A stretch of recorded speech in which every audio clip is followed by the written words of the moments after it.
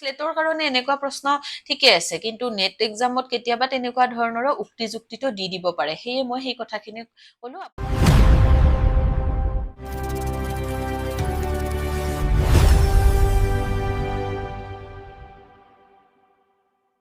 নমস্কাৰ জ্ঞান বিকাশ ইউটিউব চেনেলৰ নতুন এটি ভিডিঅ'লৈ আপোনালোক সকলোকে স্বাগতম জনাইছো আমি যোৱা ভিডিঅ'ত যেহেতু পূৰ্বৰ প্ৰশ্ন কাকত এখন আলোচনা কৰি আছিলো লগতে তাৰ উত্তৰবোৰো মই যিমান পাৰো শুদ্ধকৈ কৰাৰ চেষ্টা কৰিছিলো আৰু আপোনালোকে সেই ভিডিঅ'টো ভালেই পাইছে আৰু আজিও তাৰ পৰৱৰ্তী যিকেইটা কোৱেশ্চন আছে সেইকেইটা আমি আলোচনা কৰিম এই ভিডিঅ'ৰ জৰিয়তে আশা কৰো আগন্তুক পৰীক্ষাত আপোনালোকে এই ভিডিঅ'ৰ জৰিয়তে কিছু সহায় লাভ কৰিবলৈ সক্ষম হ'ব তেনেহলে পলম নকৰাকৈ আহকচোন আমি ভিডিঅ'টোৰ মাজলৈ আগবাঢ়ো আজিৰ প্ৰশ্নৰ যেহেতু যোৱা ভিডিঅ 30টা প্ৰশ্ন কমপ্লিট হৈছিল আৰু আজি আমি 31 ৰ পৰা ষ্টাৰ্ট কৰিম আৰু প্ৰথম প্ৰশ্নটো আজিৰ ভিডিঅ'ত কি আছে চাব যে অসমৰ তাঁতশালৰ ঐতিহ্যমণ্ডিত বস্ত্ৰৰ মূল আৰু ইয়াতে চাৰিখন বস্ত্ৰৰ আমাৰ নাম দিছে তাৰ ভিতৰত আমাৰ কি বস্ত্ৰৰ মূল অৰ্থাৎ দুখন নিৰ্বাচন কৰিব দিছে আমি জানোৱে যে ঐতিহ্যমণ্ডিত বস্ত্ৰৰ মূল শাৰীটো নহব शेरवानीও নহব গতিকে সিটোটো আমি প্ৰথমতে শাৰীটো আমি এইকেইটাৰ ভিতৰত প্ৰথম আমি সিটো বাদ দিলম যদি মানে টান পোৱা নতুন ক্যান্ডিডেট খিনিৰ কাৰণে কৈছো তেওঁলোকে যেহেতু অলপ ভয় খাই থাকে পৰীক্ষাটো দিয়াৰ সময়ত আৰু প্ৰথমতে আমি প্ৰশ্নবিলাক কৰাৰ কাৰণে এটা কৌশল ইয়াতে চাব লাগিব এলিমিনেশন মেথড মই যোৱা ভিডিঅটো কৈছিলো সেইটো কৰিলে আমাৰ বহুখিনি কাম সহজ হৈ পৰে হেয়ে কৈছো শাৰী কোড আছে সি নম্বৰ অপশনটো কোড আছে হেতুত চাম এইটো অৰ্থাৎ এই অপশনটো কাটাই যাব আৰু এই চাৰিটো গল এতিয়া বাকি থাকিল 2 আৰু 1 গতিকে বৃন্দাবনী বস্তুটো আমি জানোৱে বি2 যত আছে সেইটো শুদ্ধ বুলি ভাবিম বি2 2 নম্বৰ অপশনত আছে কাৰণ ডি2 ইয়াতেটো বি নাই তেনেহলে আমি সহজভাৱে উলিয়াব পাৰিলো আৰু ইয়াত এনেকুৱা এলিমিনেশন মেথড ইউজ কৰিলে আমাৰ সময় বহুখিনি ৰাহি হয় হেয়ে আমি এনেকুৱা নহয় যে পৰীক্ষা এটা দিব গলে সকলোবিলাক প্ৰশ্নৰ উত্তৰ জনাটোই জৰুৰী জানিলেতো ভালে কিন্তু যেহেতু আমাৰ নেগেটিভ মাৰ্কিং নাথাকে পৰীক্ষাটোত হেয়ে এৰি অহাতকৈ কিছুমান প্ৰশ্ন যেতিয়া খোকজা লাগে তেনেহলে এইখিনি কৌশল যেতিয়া অৱলম্বন কৰিব তেতিয়া আপোনালোকে নিশ্চয় শুদ্ধ উত্তৰ কৰাত সহায় হ'ব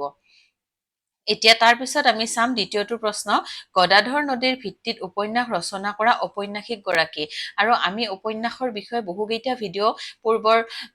আমাৰ ভিডিঅত দি থৈয়ে দিছো আপোনালোকে প্লেলিষ্টত গৈ চাব পাৰে আৰু তাতেই মই কোনখন উপন্যাস মানে উপন্যাস ৰচনাৰ ভিত্তি বা ঔপন্যাসিক গৰাকীৰ বিষয়ে বা তাৰ লগত জড়িত যিখিনি কথা যিমান পাৰো মোৰ তাত লিখা তথ্যখিনি আপোনালোকক দি থৈছো আৰু পৰীক্ষাৰ আগত পুনৰবাৰ সেইখিনি ভিডিঅ চাব বুলি আশা কৰিছো আৰু ইয়াৰে শুদ্ধ উত্তৰটো হ'ব শিলভদ্ৰ তাৰ পৰৱৰ্তী কোৱেশ্চনটোত চাম সাগৰৰ মৌ পৰ্বতৰ ঢৌ বাপেকৰ তিৰি নাই পুতেকৰ হাত বৌ এইবিলাকৰ ওপৰতো পূৰ্বতে ভিডিঅ প্ৰস্তুত কৰা আছে আৰু তলৰ এই শাৰী দুটা কোনটোৰ উদাহৰণ এতিয়া আমি পতন্তৰৰ বিষয়ে জানিব লাগিব এইটো লোক সাহিত্যৰ যিটো আমাৰ ইউনিট আছে তাৰ পৰা দিছে হাতৰ তাৰ পিছত ফকৰা তাৰ পিছত ডাকৰ বচন এইবিলাক একেবাৰে সহজ প্ৰশ্ন যদি অলপ আমি মন দি কৰাৰ ইচ্ছা কৰো এতিয়া এইটোৰ শুদ্ধ উত্তৰটো হ'ব ফকৰা তাৰ পৰৱৰ্তী প্ৰশ্নটোত কি আছে চাম তুলনামূলক সাহিত্যৰ লগত জড়িত লেখকৰ মূল আৰু যোৱা ভিডিঅত বহুতে কৈছে যে তুলনামূলক সাহিত্যৰ ওপৰত ভিডিঅ লাগে যেহেতু মই কুৱেশ্চন পেপাৰ আলোচনা কৰি আহিছো হেয়ে ইয়াৰ মাজত তেনেকুৱা ভিডিঅ দিলে অলপ মানে আমাৰ যিটো গতিত পঢ়াই আছো সেইখিনি অলপ বেলেগ হৈ যায় হেয়ে ভাবিছো এইখিনি আগতে কৰি লও যদি পৰীক্ষালৈ সময় থাকে তেনেহলে মই তুলনামূলক সাহিত্যৰ ওপৰত যিখিনি পাৰো ভিডিঅ দিয়াৰ চেষ্টা কৰিম আৰু অনুবাদৰ ওপৰত এই চেনেলটোত ভিডিঅ আগতে প্ৰস্তুত কৰা আছে আপোনালোকে সেইখিনি চালেও বহুখিনি ধাৰণা পাব পাৰিব যেহেতু সেই দুটা বিষয় একেলগে আছে 10 নম্বৰ ইউনিটটোত আৰু ইয়াৰ লগত জড়িত লেখকৰ মূল আছে শিশিৰ কুমাৰ দাস তাৰ পিছত সুনীতি কুমাৰ চট্টোপাধ্যায় মই বাকি কিটা পঢ়ি নাথাকো শুদ্ধ উত্তৰ হ'ব 1 নম্বৰ অপশনটো আৰু আপোনালোকক ইয়াৰ মাজতে কৈ থও কিছুমান বিষয়ৰ ওপৰত ভিডিঅ হয়তো মোৰ পৰীক্ষালৈ দিয়া নহবও পাৰে কাৰণ সিলেবাসটো আৰু কম নহয় তথাপিও মই যেহেতু ভিডিঅ বিলাক আজিকালি যিমান পাৰো সোনকালে দিয়াৰে মই চেষ্টা কৰো নিজৰো বহুখিনি কাম থাকে তাৰ মাজতে আপোনালোকৰ বাবে সময় উলিয়াই মই যিমানখিনি পাৰো চেষ্টা কৰোৱে তথাপিও আপোনালোকে মই যেহেতু কিতাপৰ বিষয়ে ভিডিঅ প্ৰস্তুত কৰি আনিছিলো কি কিতাপ পঢ়িলে মানে সহায় হ'ব সেই ভিডিঅ কেইটা চাই আপোনালোকে নিজাকে অলপ চেষ্টা কৰিব তেতিয়া আৰু অলপ ভাল মাৰ্কস পাবলৈ আমি সক্ষম হ'ম পৰীক্ষাটোত এতিয়া তাৰ পিছত চাব 35 নম্বৰ প্ৰশ্নটো দা শেয়াৰ্স নামৰ এবছাৰ্ড নাটকখনৰ প্ৰণেতা আৰু সেইটো হৈছে শুদ্ধ উত্তৰ আয়নেক্স এতিয়া তাৰ পৰৱৰ্তী প্ৰশ্নটোত আমি চাম হাতী গুচি মাখি ফুইল গৌ খোজত তল গৈল কচুত ভাঙিলো মই কাচি উক্ত পদটো কোনবিধ অলংকাৰৰ নমুনা আমাক যেহেতু ছন্দ অলংকাৰৰ বিষয়েও লাগে তাৰ বিষয়ে ইয়াত কি সুধিছে যে কোনবিধ অলংকাৰৰ নমুনা আৰু সেইটো হ'ব নিৰ্দেশনা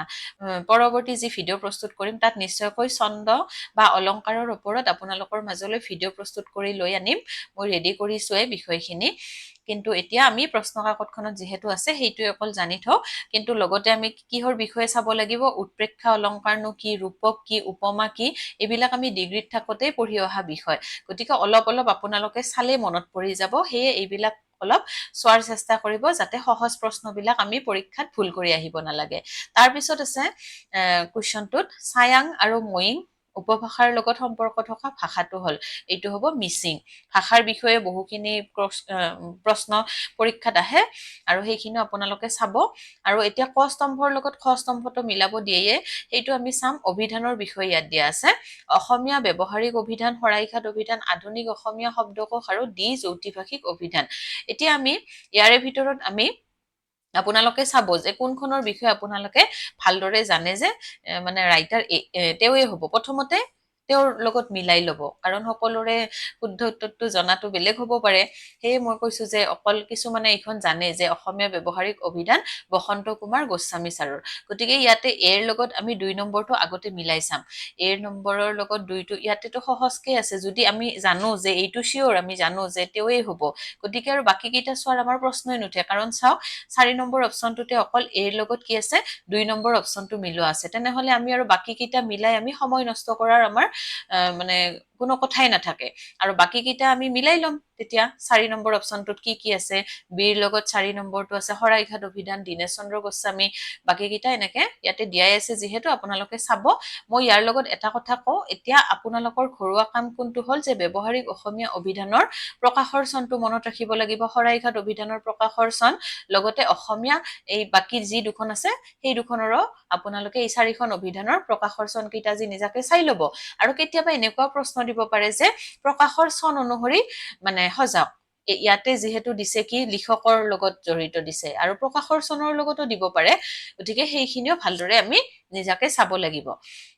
গতিকে এখন কোৱেশ্চন পেপাৰ চালে আমি পৰীক্ষাটো দিবাৰ কাৰণে যিখিনি মানে সাধাৰণ যিখিনি অলপ ধাৰণা লাগে সেইখিনি আমি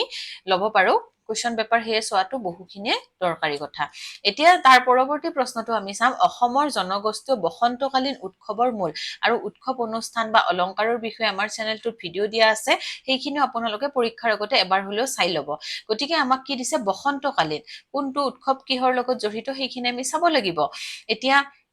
পয়সাংকেন আছে সমাংকেন ডবুৰ বৈশাগু এতিয়া ইয়াৰে শুদ্ধ উত্তৰটো হ'ব 3 নম্বৰ অপচনটো যি আছে এ আৰু ডি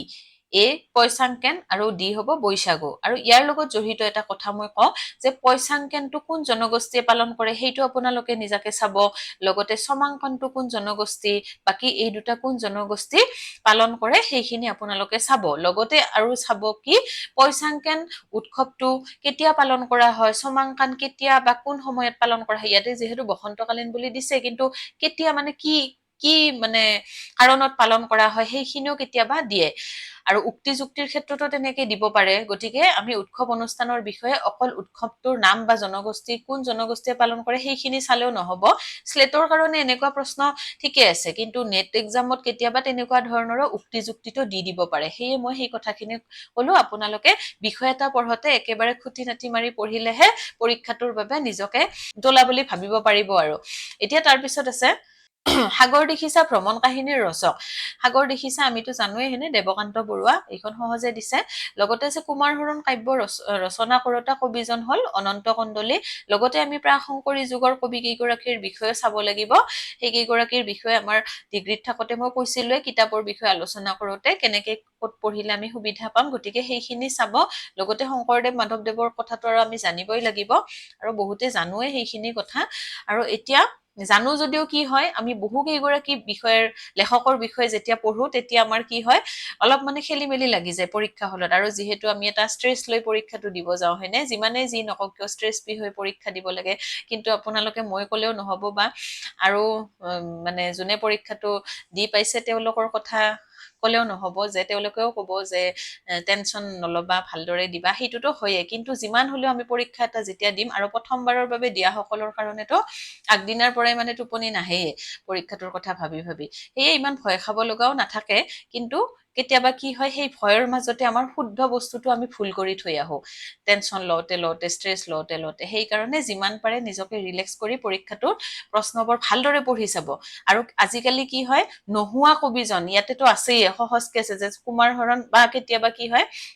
জোনাকী যুগৰ লগত জড়িত নোহোৱা তেনেকুৱা কবি এগৰাকীৰ নাম দিব নোহোৱা এতিয়া আমি জানো যে সাধাৰণতে হোৱা কথাবিলাকে আমাক পৰীক্ষাত সোধে নোহোৱাটো আমি দৌৰা দৌৰিতে নাচাওৱে সেইবিলাক কথা অলপ ভালদৰে অৰ্থাৎ প্ৰশ্ন কাকতখন একেবাৰে মানে মন দি পঢ়িব তেতিয়াহে আমাৰ বস্তুবিলাক শুদ্ধ হোৱাত সহায় হ'ব আৰু এতিয়া 42 নম্বৰ কুৱেশ্যনত কি আছে ডক্টৰ গোলক চন্দ্ৰ গোস্বামীৰ গৱেষণা গ্ৰন্থখনিৰ নাম আৰু তেওঁৰ হৈছে ষ্ট্ৰাকচাৰ অফ আছামিজ আৰু বাকী কেইখন কাৰ সেই কেইখন আপোনালোকে নিজাকে চাই ল'ব যিহেতু ইয়াতে দিয়াই আছে নামকেইটা আপোনালোকে কাৰ গৱেষণা পত্ৰ সেইখিনি চাব তাৰপিছত আছে 43 নম্বৰত কি আছে তলৰ কোনখন গীতৰ পুথি কেশৱ মহন্তৰ ৰচনা আৰু সেইখন হৈছে 2 নম্বৰ অপচনটো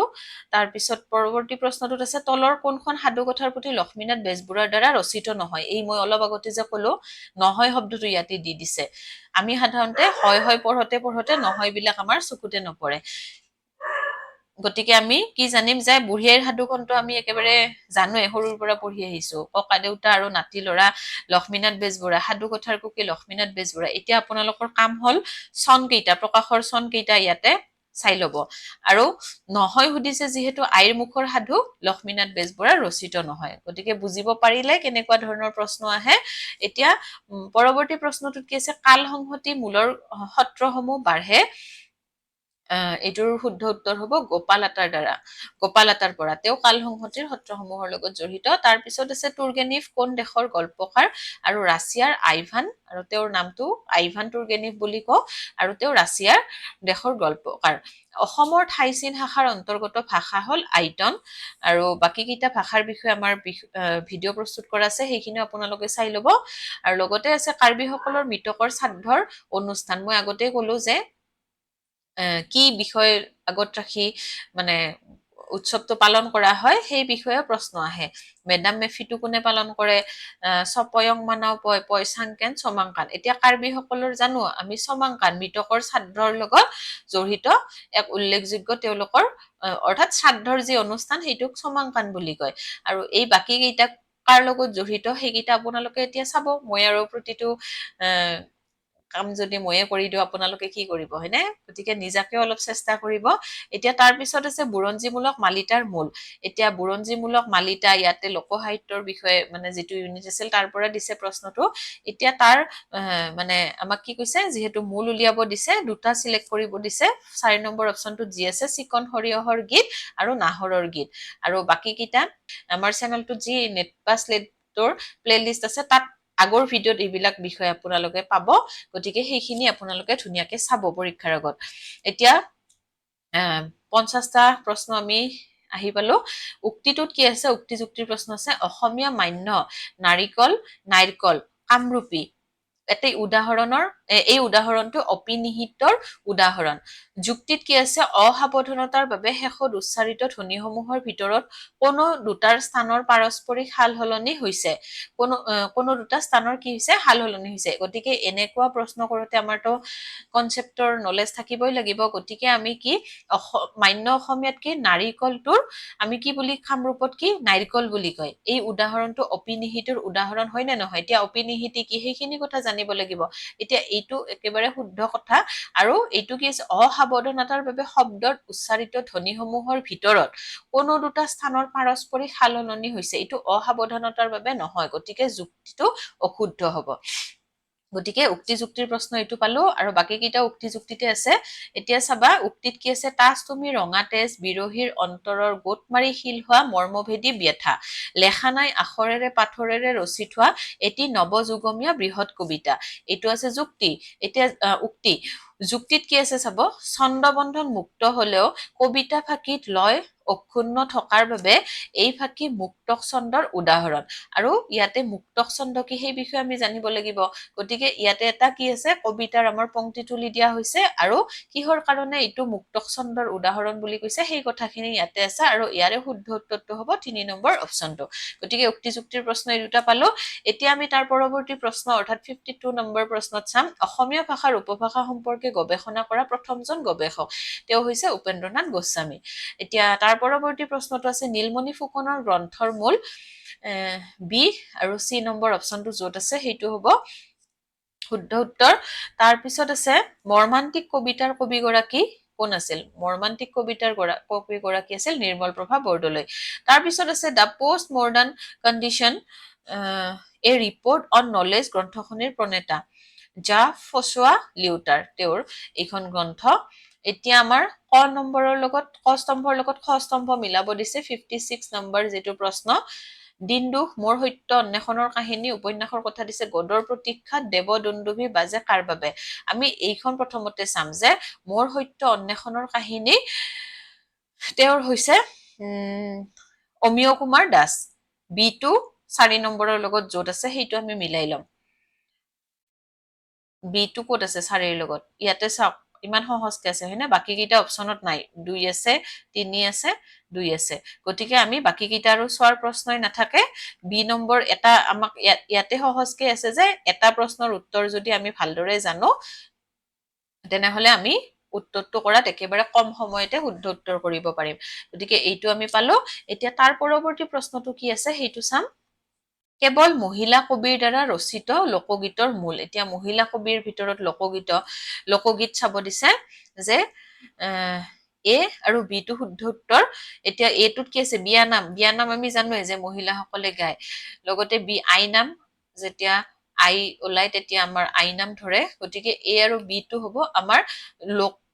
কি কৈছে মহিলা লোককবিৰ দ্বাৰা ৰচিত এই শব্দটো আমি চাব লাগিব তাৰ পিছত এইকেইটা নহয় বৃন্দাবনী নাম টকাৰী নাম ইয়াতে পুৰুষে অংশগ্ৰহণ কৰে গতিকে এইকেইটা নহব তাৰ পিছত আছে সোণালী কছাৰী সকলৰ এটি নৃত্য সেইটো হৈছে হগ্ৰা নৃত্য সোণোৱালী কৈছো সোণোৱাল কছাৰী সকলৰ এটি নৃত্য হগ্ৰা নৃত্য তাৰ পিছত আছে অসমৰ একাক্ষৰী ভাষা এটা হল সেইটো হৈছে ফাকে তাৰ পৰৱৰ্তী প্ৰশ্নটোত আছে উক্তি আৰু যুক্তিৰ উক্তিত কি কৈছে জগতৰ উন্মুক্ত বায়ু লগাকৈ মনৰ সকলো দুৱাৰ খিৰিকী খুলি ৰখা সাম্প্ৰতিক কবিৰ ধৰ্ম যুক্তিত কৈছে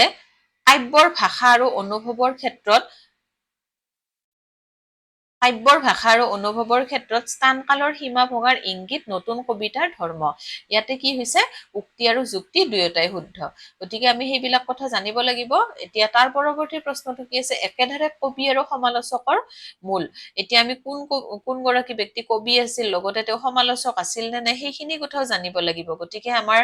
বিষয়ৰ নলেজ কিমান থাকিব লাগিব সেইটোতো জানে এগৰাকী ব্যক্তিৰ অকল জন্ম মৃত্যু বা দুখনমান ৰচনা চাই থলেই নহব তেওঁ মানে কি বিষয়ৰ লগত জড়িত আছিল সেইখিনিও আমি ভালদৰে চাব লাগিব এতিয়া কবি সমালোচকৰ মূল গতিকে তেওঁ এই দুয়োগৰাকী হ'ব লাগিব গতিকে আমি প্ৰথমতে কি হীৰেণ গোহাঁইকটো জানো কবি আৰু সমালোচক বুলি লগতে মহেন্দ্ৰ বৰা তাৰ পৰৱৰ্তী প্ৰশ্নটো হৈছে চন্দ্ৰকান্ত অভিধান হৈছে এতিয়া অভিধানৰ বিষয়ে আমাক প্ৰশ্ন আহে আৰু আমি কোনখন অভিধান দ্বিভাষিক ত্ৰিভাষিক একভাষিক বহুভাষিক তেনেকুৱা ধৰণৰ প্ৰশ্নবিলাকো চাব লাগিব অভিধানৰ ওপৰত ভিডিঅ' দিয়া হোৱা নাই কিন্তু মোৰ তাত তথ্য আছে যদি আপোনালোকে প্ৰয়োজনীয় বুলি ভাবে তেনেহলে কমেন্ট কৰিলে মই বিষয়বিলাক কোনটো বিষয়ত আপোনালোকৰ আৰু ভিডিঅ' লাগে বা পৰীক্ষাৰ আগৰ কেইদিন অকল আপোনালোকক কি এনেকুৱা মই প্ৰিভিয়াছ ইয়াৰ কুৱেশ্যন পেপাৰে আলোচনা কৰিম নে আৰু থিয়ৰিৰ কিবা কিবি লাগে সেইখিনি কথা আপোনালোকে কমেন্টত জনাব আৰু বহুতে কি হয় ভিডিঅ'টো অকল চাইয়ে থয় কেনে পাইছে কি কথা তেওঁলোকৰ মনৰ ভাৱখিনি প্ৰকাশ নকৰে গতিকে সেইখিনি কৰিলে আপোনালোকৰ মনৰ কথাখিনি মোৰো বুজাত সুবিধা হয় মই বাৰে বাৰে ভিডিঅ'ত কৈয়ে থাকো আৰু এতিয়া ৰিকুৱেষ্ট কৰিতো আৰু কমেন্ট মইতো আৰু কোৱা নাই যে মোক গুণ গাই থাকিব যে মেম আপুনি ভালদৰে বনাইছে ভাল হৈছে সেইবিলাক ক'ব নালাগে কিন্তু আপোনালোকৰ সহায় হৈছে নে নাই সেইটো জনাব বা কেনেকুৱা ধৰণৰ ভিডিঅ' হলে আপোনালোকৰ ভাবে যে সহায় মানে পৰীক্ষাটোত কিছু হলেও আমি সহায় পাম গতিকে সেইখিনি কথা নজনালে মই কেনেকুৱা ভিডিঅ' লাগে সেই কথাটোতো জানিব নোৱাৰিম সেয়ে বাৰে বাৰে মই সেই কথাটো কৈ থাকো আৰু পাৰিলে সেইখিনি কথা অলপ মনত ৰাখিব এতিয়া চন্দ্ৰকান্ত অভিধানখন হৈছে দ্বিভাষিক অভিধান। এতিয়া তাৰ পিছত চাম নাম মালিকা পুথিৰ ৰচকজন হল, এতিয়া নাম মালিকা পুথিৰ ৰচক হৈছে মাধৱদেৱ। তাৰ পৰৱৰ্তী প্ৰশ্নটো আছে বড়োসকলৰ প্ৰব্ৰজন আৰু উৰ্বৰতাৰ প্ৰতীকী ৰূপত পালন কৰা উৎসৱ। গতিকে আমি আজিয়ে পালো, এতিয়ালৈকে পালো উৎসৱ অনুষ্ঠানৰ বিষয়ে, এইটো হতে 3টা আমি প্ৰশ্ন পালোৱে। গতিকে সেই বিষয়টোক আমি বাদ দিব নোৱাৰো, উৎসৱ অনুষ্ঠান বা সাজপাৰ জনগোষ্ঠীৰ সেইখিনি বিষয়ে আমি ভালদৰে চাবই লাগিব। আৰু মই বাৰে বাৰে কৈছো আমাৰ চেনেলত ভিডিঅ' আছে, সেইখিনি আপোনালোকে চাব। 64 নম্বৰ প্ৰশ্নটোত আছে বড়োসকলৰ খেৰাই উৎসৱটো আমি বড়োসকলৰ বুলি জানো, আৰু সেইটো কিহৰ লগত পালন কৰে? প্ৰজনন আৰু উৰ্বৰতাৰ প্ৰতীকী ৰূপত। আৰু বাগৰুম্বা নৃত্যটো কাৰ লগত জড়িত? নক্ৰেম কি, ফঠেলি কি, সেইখিনি আপোনালোকে চাব। এতিয়া ক স্তম্ভৰ লগত খ স্তম্ভ আৰু মিলাব দিছে। কি দিছে ইয়াতে? ইলিয়াড, পেৰাডাইজ লষ্ট, চাহনামা আৰু সাবিত্ৰী। এতিয়া আমি এইখনৰ বিষয়ে হয়তো অলপ সহজ পাম প্ৰথমতে কৰোতে। ইলিয়াড আমি নামটো পাইছোৱে, ইলিয়াড হব হোমাৰৰ ইলিয়াড। গতিকে নম্বৰৰ লগত 4টো আগতে প্ৰথমতে মিলাই চাও, এটা মিলালে হয় না নহয় চাই লম। হব ইয়াতে বাকী কেইটাত কি আছে? বেলেগ বেলেগ অপচন আছে। গতিকে হোমাৰৰ ইলিয়াড যদি জানিছে তেনেহলে আৰু এইটো নম্বৰ আপোনালোকৰ হাতত আহি যাব, আৰু বাকী কেইটা নিজে নিজে মিলি যাব। সেইটো আৰু মই মিলাই নাথাকো, ভিডিঅ'টো দীঘলীয়া হৈ যায়। কঁকালৰ নিম্নাংশত পিন্ধা জনগোষ্ঠীয় মূলৰ সাজপাৰ। চাওকচোন কিমানটা মানে কুৱেশ্যন আহিছে উৎসৱ অনুষ্ঠান। এতিয়া আহিছে সাজপাৰৰ। কঁকালৰ নিম্নাংশত, এতিয়া আমি অকল সাজপাৰৰ বিষয়ে জানিলেও নহব, তাতে আৰু আমি কি জানিব লাগিব? কোনটো বস্ত্ৰ অৰ্থাৎ সাজপাৰ আমাৰ ক'ত পৰিধান কৰে সেইখিনিও আমি জানিব লাগিব। আৰু কঁকালৰ নিম্নাংশত পিন্ধা জনগোষ্ঠীয় সাজপাৰৰ মূল হব এগে আৰু পিনি। এতিয়া এই দুখন বস্ত্ৰৰ যি নাম আছে, সাজপাৰৰ যি নাম আছে, কোনটো জনগোষ্ঠীয় সেইটো আপোনালোকে চাব। বাকী দুটাও যি আছে সেই দুটাও আপোনালোকে চাব। গতিকে এটা প্ৰশ্নৰ পৰা ভালেকেইটা আমি প্ৰশ্ন নিজাকে প্ৰস্তুত কৰি ল'ব লাগিব। এতিয়া তাৰ পিছত চাম ডক্টৰ BS গোহাঁই ভাৰতীয় মানুহৰ প্ৰজাতিকৰণ কৰিছে কিমানটা ভাগত? সুনীতি কুমাৰ চট্টোপাধ্যায়ৰ বেলেগ। গতিকে তেনেকুৱা ধৰণৰ প্ৰশ্ন কেতিয়াবা আহে। 67 নম্বৰত 6টা ভাগত কৈছে ইয়াতে। এতিয়া 68 নম্বৰ প্ৰশ্নটোত কি আছে? ৰাম সৰস্বতীয়ে গীত গোবিন্দৰ পদানুবাদ কৰা পুথিখনৰ নাম হল জয়দেৱ কাব্য। এতিয়া উপন্যাস হল পকেট থিয়েটাৰ, এই সংজ্ঞাটো কোনে আগবঢ়াইছে? যোৱা ভিডিঅ'ত এটা আছিল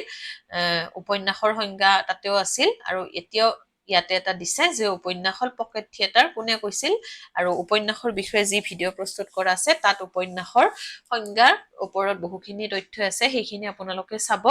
আৰু উপন্যাসক পকেট থিয়েটাৰ বুলি কোনে কৈছিল? 2 নম্বৰ অপচনটো ইয়াৰে হ'ব শুদ্ধ উত্তৰ। এতিয়া আমি আহি 70টা প্ৰশ্ন পালো। এতিয়া চাব অসমৰ ভাষা সম্পৰ্কীয় এজন লিখকৰ মূল গ্ৰন্থ, আৰু দুখন বাচিব লাগিব। আৰু ইয়াতে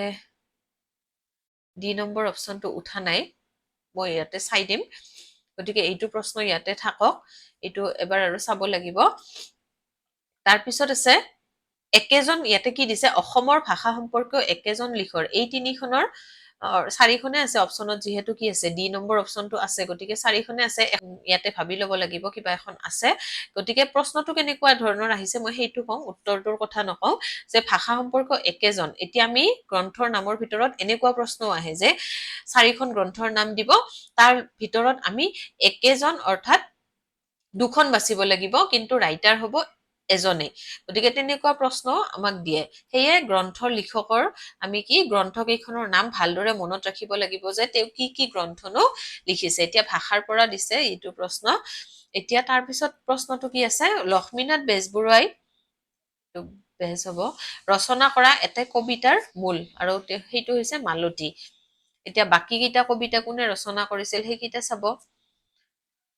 তাৰপিছত আছে 72 নম্বৰ কুৱেশ্যনত চাহ বাগিচাৰ জীৱনৰ প্ৰতিভাত হোৱা অসমীয়া উপন্যাসৰ মূলটো বাছি উলিয়া। এতিয়া চাহ বাগিচাৰ, এইটো ভুল আছে, বাগিচাৰ হ'ব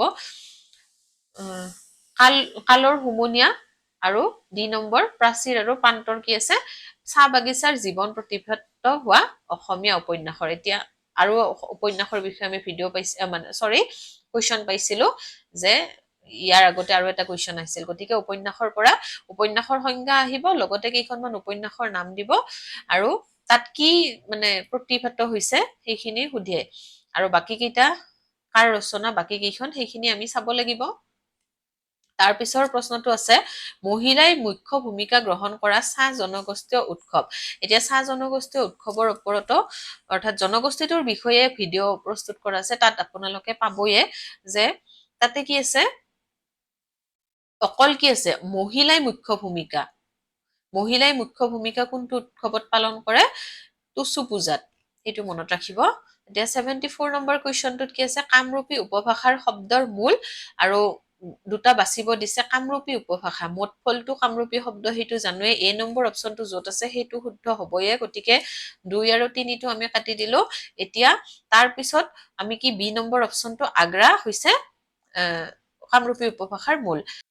তেনেহলে আজিৰ ভিডিঅ'টোত আমি এইকেইটা প্ৰশ্ন উত্তৰ আলোচনাই আপোনালোকৰ মাজলৈ লৈ আনিছিলো আশা কৰো এই প্ৰশ্ন উত্তৰ কেইটাই আপোনালোকক যথেষ্টখিনি সহায় কৰিব আৰু নেক্সট ভিডিঅ'ত ইয়াৰ পৰৱৰ্তী যিকেইটা কুৱেশ্যন আছে সেইখিনি আমি ভিডিঅ' আকাৰে আপোনালোকৰ মাজলৈ লৈ অনাৰ চেষ্টা কৰিম আৰু তেনেহলে ভিডিঅ'টো আৰু দীঘলীয়া নকৰি ইয়াতে সামৰণি মাৰিছো আৰু ভিডিঅ'টো যদি ভাল পাইছে তেনেহলে লাইক কৰিব শ্বেয়াৰ কৰিব আৰু চেনেলটো ছাবস্ক্ৰাইব কৰি দিবলৈ নাপাহৰিব ধন্যবাদ